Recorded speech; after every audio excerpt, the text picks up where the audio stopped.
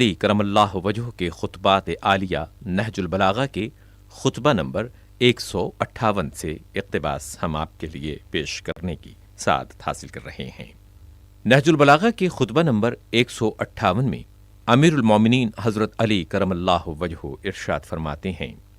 اس کا حکم فیصلہ کن اور حکمت آمیز، اور اس کی خوشنودی امان اور رحمت ہے۔ وہ اپنے علم سے فیصلہ کرتا ہے اور اپنے حلم سے عفو کرتا ہے۔ بار الہا، تو جو کچھ دے کر لے لیتا ہے اور جو کچھ عطا کرتا ہے، اور جن مرضوں سے شفا دیتا ہے اور جن آزمائشوں میں ڈالتا ہے، سب پر تیرے لیے حمد و ثنا ہے۔ ایسی حمد جو انتہائی درجے تک تجھے پسند آئے اور انتہائی درجے تک تجھے محبوب ہو اور تیرے نزدیک ہر ستائش سے بڑھ کر ہو۔ ایسی حمد جو کائنات کو بھر دے اور جو تو نے چاہا ہے اس کی حد تک پہنچ جائے۔ ایسی حمد کہ جس کے آگے تیری بارگاہ تک پہنچنے سے نہ کوئی حجاب ہے اور نہ اس کے لیے کوئی بندش۔ ایسی حمد کہ جس کی گنتی نہ کہیں پر ٹوٹے اور نہ اس کا سلسلہ ختم ہو، مگر اتنا کہ تو زندہ و کار ساز عالم ہے۔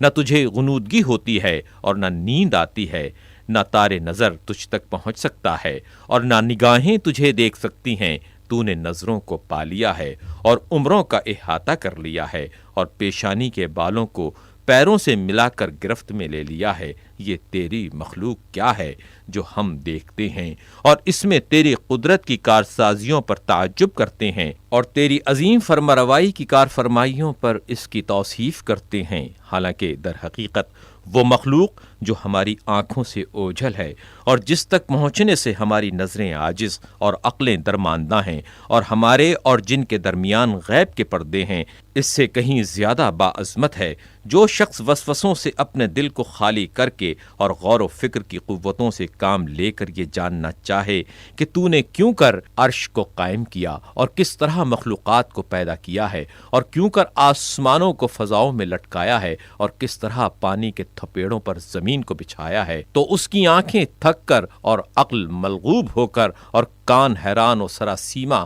اور فکر گمگشتہ ہو کر پلٹ آئے گی۔ اپنے اسی خطبے میں امیر المومنین حضرت علی کرم اللہ وجہ ارشاد فرماتے ہیں، وہ اپنے خیالوں میں اس کا دعوے دار بنتا ہے کہ اس کا دامن امید اللہ سے وابستہ ہے۔ خدائے برتر کی قسم وہ جھوٹا ہے۔ اگر ایسا ہی ہے تو پھر کیوں اس کے اعمال میں اس امید کی جھلک نمایاں نہیں ہوتی، جبکہ ہر امیدوار کے کاموں میں امید کی پہچان ہو جایا کرتی ہے، سوائے اس امید کے کہ جو اللہ سے لگائی جائے کہ اس میں کھوٹ پایا جاتا ہے۔ ہر خوف و ہراس جو دوسروں سے ہو ایک مسلمہ حقیقت رکھتا ہے، مگر اللہ کا خوف غیر یقینی ہے۔ وہ اللہ سے بڑی چیزوں کا اور بندوں سے چھوٹی چیزوں کا امیدوار ہوتا ہے۔ پھر بھی جو عاجزی کا رویہ بندوں سے رکھتا ہے، وہ رویہ اللہ سے نہیں برتتا، تو آخر کیا بات ہے کہ اللہ کے حق میں اتنا بھی نہیں کیا جاتا جتنا بندوں کے لیے کیا جاتا ہے۔ کیا تمہیں کبھی اس کا اندیشہ ہوا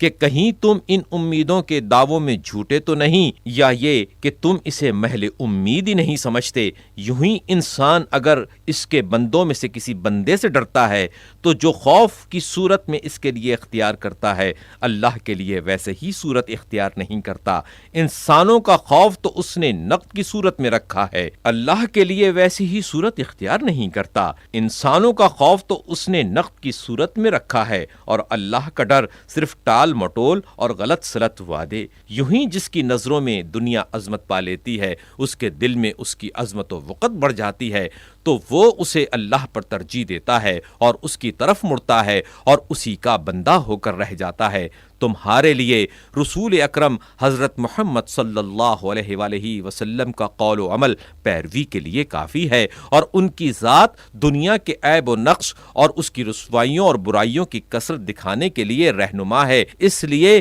کہ اس دنیا کے دامنوں کو ان سے سمیٹ لیا گیا اور دوسروں کے لیے اس کی وسعتیں مہیا کر دی گئیں، اور اس زال دنیا کی چھاتیوں سے آپ کا دودھ چھڑا دیا گیا اور اس کی آرائشوں سے آپ کا رخ موڑ دیا گیا۔ اگر دوسرا نمونہ چاہو تو موسیٰ کلیم اللہ ہیں کہ جنہوں نے اپنے اللہ سے کہا کہ پروردگار، تو جو کچھ بھی اس وقت تھوڑی بہت نعمت بھیج دے گا میں اس کا محتاج ہوں، خدا کی قسم انہوں نے صرف کھانے کے لیے روٹی کا سوال کیا تھا، چونکہ وہ زمین کا ساگ پات کھاتے تھے اور لاغری اور جسم پر گوشت کی کمی کی وجہ سے ان کے پیٹ کے نازک جلد سے گھاس پات کی سبزی دکھائی دیتی تھی۔ اگر چاہو تو تیسری مثال حضرت داؤد علیہ السلام کی سامنے رکھ لو، جو صاحب زبور اور اہل جنت کے قاری ہیں۔ وہ اپنے ہاتھ سے کھجور کی پتیوں کی ٹوکریاں بنایا کرتے تھے اور اپنے ساتھیوں سے فرماتے تھے کہ تم میں سے کون ہے جو انہیں بیچ کر میری دستگیری کرے،